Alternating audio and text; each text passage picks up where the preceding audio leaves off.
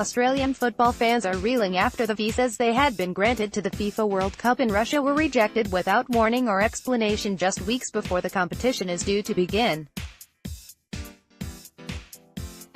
A growing number of Socceroos supporters received emails from the Russian government informing them their fan IDs, which act as a visa for ticket holders, had been rejected despite having already received the physical fan ID document.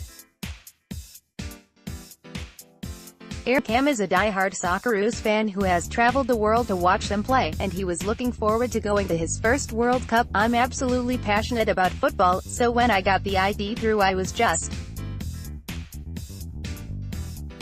like, oh, this is starting to feel real. I've got this nice laminated ID, I'm going to the World Cup," he said. "I've been wanting to go to the World Cup since I was 8 years old when I watched France '98.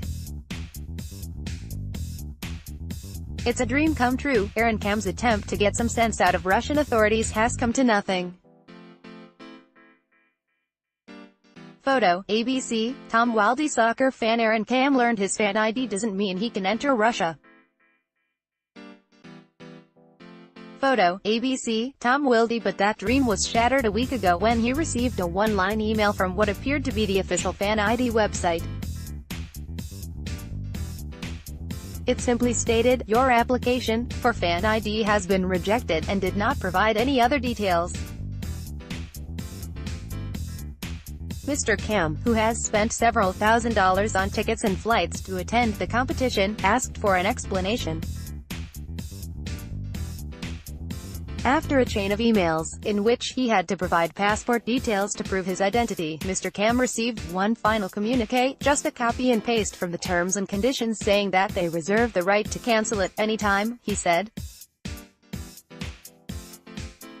Not an isolated incident. Mr. Cam, who has arthrogryposis multiplex congenita, a physical condition that affects joints and muscles, was due to travel to Russia with about 30 friends. They all booked their tickets and applied for their fan IDs separately, but another 4 people in the group have also had their applications rejected.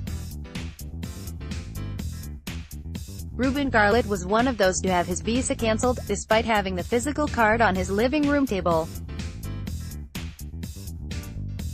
At first he suspected the email could be a scam. "I went to the fan ID website and used their contact form in case it was not legit," he said. "I basically just got a standard response saying they have the right to cancel anyone's fan ID without providing any particular detail around the cancellation." What is fan ID? How does it work? Fan ID is a system designed to couple World Cup tickets with a visa, allowing the ticket holder entry to the country from 10 days before until 10 days after the tournament. The system was first used during the Confederations Cup in Russia in 2017 as a means of curbing fan violence, and it was deemed generally successful. The fan ID website makes it all seem so very simple. The system requires ticket holders to apply for a personalized ID, which allows authorities to screen for links to hooliganism, and ban those people from the tournament.